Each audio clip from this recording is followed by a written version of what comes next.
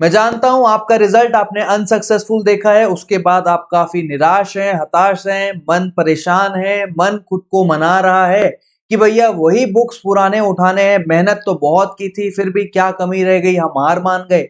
ऐसा मानना नहीं है, इंस्टीट्यूट ने बोल दिया, क्या वो पत्थर की लकीर है? अरे गिर के उठना ही तो जिंदगी का नाम है ना। तो क्या हाल है भाई सीए फाउंडेशन के नादान परिंदों, मैं उम्मीद करता हूं आप सभी बहुत बढ़िया होंगे, स्वस्थ होंगे, पढ़ाई अब स्टार्ट करने वाले होंगे।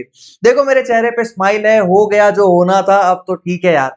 अब ना पढ़ाई वापस से स्टार्ट करना है, सीए में आए हैं, अटेम्प्ट्स लगना बहुत आम बात है, इस चीज को विश्वास के साथ मानो कि भैया बहुत लोगों को सीए बनते देखा है, बिखरते देखा है, टूटते देखा है, गिर के वापस उठते देखा है और वापस कामयाब होते हुए भी देखा है।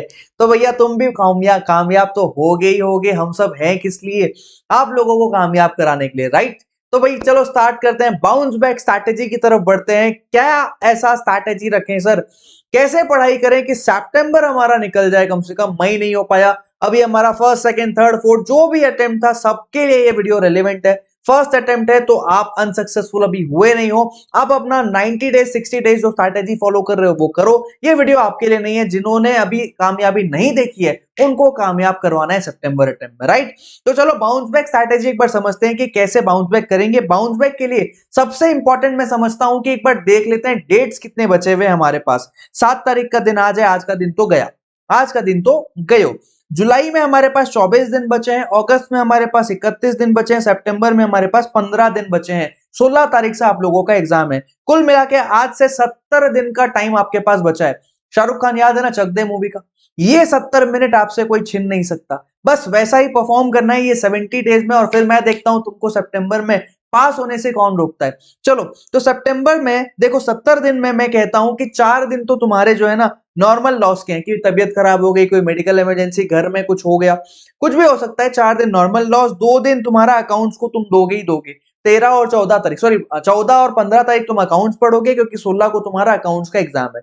तो तुम्हारे पास बचा भैया 64 डेज इफेक्टिवली। सही कहा ना मैंने? तो ये 64 दिन में ऐसा क्या करें, ऐसी कैसी तैयारी रखें कि हम पास हो जाएं, इस चीज को एक बार समझते हैं। देखो सबसे पहले मैं कहता हूं बिजनेस लॉ की बात कर लेते हैं, बाकी सब्जेक्ट्स पे भी आऊंगा। एक बार बिजनेस लॉ को ज्यादा डिटेल में समझने की कोशिश करते हैं, ज्यादा बच्चों को परेशानी इसमें होती है, ज्यादा बच्चे परेशान होके फेल भी बिजनेस लॉ के कारण होते हैं। और इस बार इंस्टीट्यूट ने मई अटेम्प्ट जो था ना वो इजी दिया था, ज्यादा टफ था नहीं, तो सितंबर में पता नहीं किसके साथ खेल हो जाएगा, है ना? तो देखो सीक्वेंस ऑफ रीस्टार्ट सबसे इंपॉर्टेंट है, एक बार बहुत अच्छे से इस सीक्वेंस का स्क्रीनशॉट ले लो और इसी सीक्वेंस में रीस्टार्ट करना है तुमको अपनी पढ़ाई। क्या कहा मैंने? इसी सीक्वेंस में करना है। अगर मैं कह रहा हूं तो कुछ सोच समझ के ही कह रहा हूं, जाहिर सी बात है 4 साल हो गए पढ़ाते, तो अब तो इतना समझ में आता है कि बच्चे का माइंडसेट लेवल क्या है। इंडियन पार्टनरशिप एक्ट तुम अकाउंट्स में पढ़ते हो, तुम्हारे लिए अब यहाँ का लॉ याद करना है, कंपैरेटिवली काफी इजी है। उसके बाद तुम कंपनीज उठा लो, ये दोनों जो है पापा मम्मी है किसके? एलएलपी के, तो एलएलपी इसके बाद फट से हो जाएगा। आईआरएफ बहुत छोटा चैप्टर है, पूरा सबसे अलग है, लेकिन बहुत कॉन्फिडेंस देता है 6 नंबर के लिए। चौथे नंबर में तुम आईआरएफ रखो, ये 4 ही तुम्हारे 53 मार्क्स कवर अप कर देंगे। इन चारों को बहुत बहुत बहुत बहुत स्ट्रांग रखना है। थोड़ा भी माइन्यूट यहाँ पे वो मत करना गलती की ये चारों में कॉन्फिडेंस लैक रहे। उसके बाद तुम उठा लो नेगोशिएबल जो 14 मार्क्स का आता है लगभग। इसके बाद तुम आईसीए उठा लो जो 32 मार्क्स का है, और लास्ट में तुम सोगा रखो क्योंकि आईसीए के बाद सोगा करना ज्यादा आसान हो जाता है। सोगा से टेक्निकल क्वेश्चंस भी ज्यादा आते हैं, सोगा पहले कर भी लिया लेकिन एग्जाम में टेक्निकल क्वेश्चन की बना नहीं, क्योंकि केस स्टडी सोगा में थोड़ा घुमा देता है। तो आपको सेक्शन आइडेंटिफाई करने में प्रॉब्लम चले गई तो फिर एनीवे कोई मतलब नहीं, उससे बेटर आईसीए फॉलो करो। आईसीए पहले करो बाद में सोगा करो। आईसीए में भी जो है ना आप सीक्वेंस जरूर एक बार फॉलो कर लेना कि यूनिट 3 और यूनिट 9 लास्ट में करने हैं, बाकी सारे यूनिट्स पहले करने हैं। तो आईसीए में भी अगर मैं आप लोगों को सीक्वेंस दे दूं तो आप ऐसा कर सकते हो कि आईसीए में आप जो है सबसे पहले 2 करो, फिर 6 करो, फिर 4 करो, फिर 5 करो, फिर 7 करो, फिर 8 करो, उसके बाद आप 1 करो, फिर 3 करो, फिर 9 करो। ये स्क्रीनशॉट एक बार ले लो बेटा, मैं सही बता रहा हूं, बहुत काम आएगा। ये स्क्रीनशॉट एक बार तुरंत लो, इसी स्क्रीनशॉट के हिसाब से आपको अपनी तैयारी की रीस्टार्ट करनी है। करेक्ट, डन है सर। आगे देखो पढ़ाई कैसे? सर पढ़ने का मन नहीं हो रहा, पढ़ाई कैसे करें? फिलहाल तो ये समझ लेते हैं। देखो मैं कहता हूं तुमने सेल्फ नोट्स अगर बनाए हैं ना तो सेल्फ नोट्स उठाना बहुत आसान होता है अभी के वक्त पे, तो सेल्फ नोट्स उठा लो, साथ में क्वेश्चन बैंक। ओ भाई क्वेश्चन बैंक कब करोगे, कितना बोलूं, क्वेश्चन बैंक करके जाओ एग्जाम में, हल्के में क्वेश्चन बैंक को मत लो, फ्री में टेलीग्राम में डला हुआ है, अभी जाओ डाउनलोड करो, उसका प्रिंट निकलवाओ मर्ज करके, मैं एक्स्ट्रा जो क्वेश्चंस है वो अलग से शीट दे दूंगा, क्वेश्चन बैंक पूरा कर लो, मैं बोल रहा हूं तुम फेल नहीं होगे।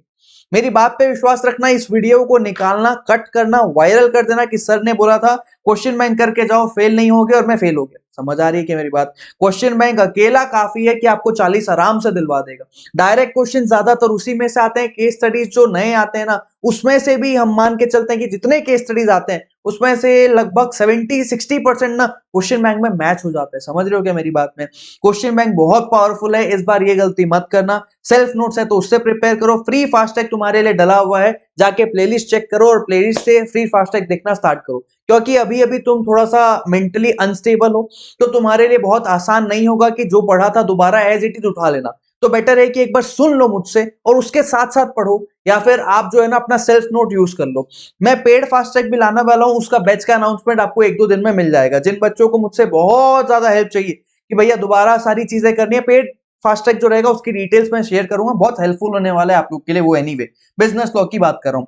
आगे अगर मैं चलूं तो आगे देखो, मैं कहता हूं दूसरा तुम करो राइटिंग प्रैक्टिस। राइटिंग प्रैक्टिस अपना बिल्कुल भी हल्के में मत लेना, 1-2 क्वेश्चंस हमेशा राइटिंग प्रैक्टिस के लिए उठा के रखो, 1-2 क्वेश्चन करना जरूरी है, राइटिंग प्रैक्टिस के बिना पास होना मुश्किल हो जाएगा। टेस्ट मैंडेटरी है भाई, मैंडेटरी, मैं ऑप्शनल नहीं कह रहा हूं, मैंडेटरी, देना ही देना है, पूछ नहीं रहा हूं, बता रहा हूं, देना ही है। कैसे देना है, कहां देना है, इसका भी रास्ता आप लोगों के सामने मैंने पहले भी पेश किया था कि भाई नया बैच अनाउंस हो चुका है फाउंडेशन और इंटर का। जाके यहाँ पे 1-to-1 ये मेंटरशिप और टेस्ट सीरीज का प्लेटफॉर्म है, जहां पे आपको सारी चीजें मिलती है, जैसे कि भैया 16 टेस्ट, लॉ के इतने सारे टेस्ट देने के बाद कैसे तुम फेल होगे, ना सिर्फ ये लॉ की बात है, चारों सब्जेक्ट्स के इतने सारे टेस्ट होने वाले हैं। उसके बाद मैं मेंटरशिप करने आऊंगा, मेरे साथ अंकित सर, मोहित सर, नेहा मैम भी रहेंगी। यार इतना सब होने के बाद फेल भी हो गए ना, तो भैया तुमको 100% रिफंड पॉलिसी है। इवैल्यूएशन रहेगा, चार्टर्ड अकाउंटेंट खुद आपकी आंसर शीट को चेक करेंगे, आपको मैं बताऊंगा कि भैया लॉ में लिखने में कहां आपसे प्रॉब्लम जा रही है टेस्ट के बाद। ये आपको ना 5 AM क्लब का एक्सेस भी देगा, जहां सुबह उठ के पढ़ाया जाएगा, सेपरेट व्हाट्सएप ग्रुप रहेगा, डेली टारगेट्स अलग दूंगा मैं। इतना सब होने के बाद मैं फिर बोल रहा हूं रिफंड पॉलिसी देख लो भैया, 50% या नो रिफंड पॉलिसी नहीं लिखा है, 100% रिफंड पॉलिसी है। मुझ पे विश्वास है ना, तो बस डिस्क्रिप्शन में मैंने लिंक डाल दिया है, एक बार वेबसाइट जाके चेक कर लो, सारे फीचर्स चेक कर लो, और as early as possible join करो आने वाले बैच में।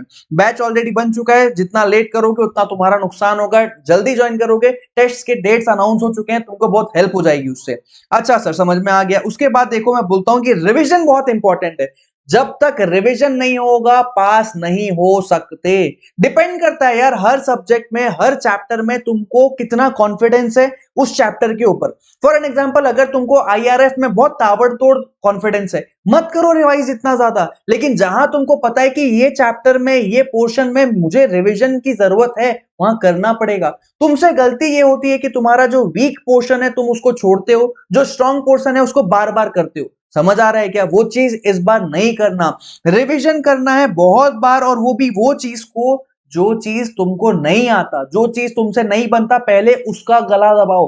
अभी का जो वक्त है ना, 70 दिन बचे हैं, अभी के वक्त में तुमको वो चीज करनी है जो तुमने छोड़ दिया था या जो इनकम्प्लीट था। भैया तुम्हारे लिए इसीलिए मैंने ना डर के ये एक मैसेज रखा है, मैसेज ऑन इंपॉर्टेंट टॉपिक्स। मैं जानता हूं कि तुम लोग मेरे इंपॉर्टेंट टॉपिक्स को बहुत फॉलो करते हो। 120 में से 111 नंबर का पेपर मेरे इंपॉर्टेंट टॉपिक्स में से आया था, मई एग्जाम्स का भी। लेकिन भैया अभी मैंने मई एग्जाम, सितंबर एग्जाम के लिए अगर इंपॉर्टेंट टॉपिक्स दे दिया, तुम तो सिर्फ वही करके जाओगे, तुमको तो और किसी से मतलब ही नहीं रहेगा। ये कोई तरीका है पढ़ने का? अरे वो इंपॉर्टेंट में से आएगा, मैं कह रहा हूं, लेकिन ये थोड़ी कि खाली इंपॉर्टेंट पढ़ो। समझ में आया क्या? 100% सिलेबस करने का this is the only right time, और पूरा करके जाना है। सिलेक्टिव स्टडी करोगे फिर फेल हो सकते हो। मैं कह रहा हूं इंपॉर्टेंट के भरोसे रहना सही है, लेकिन सिर्फ उसके भरोसे रहना पूरी तरह से गलत है। अच्छा, लास्ट पॉइंट अदर सब्जेक्ट्स के लिए मैं ये कहना चाहता हूं कि आज मैंने एक बच्ची का पेपर देखा, उसके लॉ में 41 थे और उसके इकोनॉमिक्स में 31 थे। मैं शॉक था एक्चुअली, और उसने कहा मेरा ये थर्ड अटेम्प्ट था सर। तो आई वॉज मोर शॉक कि भैया ये हो क्या रहा है। तुम लॉ में अच्छा है, वीक है तो भैया मेहनत कर रहे हो, लेकिन जो चीज आती है उसको तुम छोड़ के पूरा, मतलब एक में फेल सब में फेल, ये लाइन मेरी भूलना मत मेरे भाई। एक में फेल सब में फेल, तैयारी ऐसे करनी है कि सब में पास होके दिखाना है। सारे सब्जेक्ट्स का गला दबाना है, this is the right time, this is the right time. जिस भी सब्जेक्ट में प्रॉब्लम है उसको अभी पकड़ो, अभी निचोड़ो। मैथ्स, अकाउंट्स, इकोनॉमिक्स और लॉ चारों को टाइम टेबल बनाओ, टाइम टेबल बनाओ। मैं टाइम टेबल बना दूं, तुम चाहते हो तो नीचे कमेंट में लिख दो, मैं एक स्टैंडर्ड टाइम टेबल बना के तुमको दे दूंगा, किस दिन तक क्या हो जाना चाहिए, कौन कौन से सब्जेक्ट का कितना पोर्शन हो जाना चाहिए। इसके लिए मैं मेहनत करके जरूर कोशिश करूंगा कि आपको एक डेडिकेटेड टाइम टेबल दे दूं। बाकी अकाउंट्स में प्रैक्टिस बढ़ाओ, मैथ्स में स्कैनर सॉल्व करना स्टार्ट करो अभी से, इकोनॉमिक्स में समरी जिसकी बेस्ट है उसको उठाओ, 2 टीचर्स को इकोनॉमिक्स में समरी के लिए पकड़ लो, और लॉ के लिए तो मैं आपका हूं ही एनीवे अवेलेबल, तो लॉ तो मैं करवा ही दूंगा, नहीं है आप लोगों की पार। समझ में आया क्या? फेल होने दूंगा नहीं, विश्वास रखना। मई वालों को बहुत हेल्प किया, मई के पहले जनवरी वालों को बहुत हेल्प किया, सितंबर में ज्यादा हेल्प करने का प्लान कर रहा हूं। तो बस कनेक्टेड रहना, चैनल जरूर अपने दोस्तों को रेफर कर देना। अगर वीडियो इंफॉर्मेटिव लगा तो भैया चैनल को सब्सक्राइब भी जरूर कर लेना, अपने दोस्तों के साथ शेयर करना। बाकी मुलाकात करते हैं फिर किसी और वीडियो में।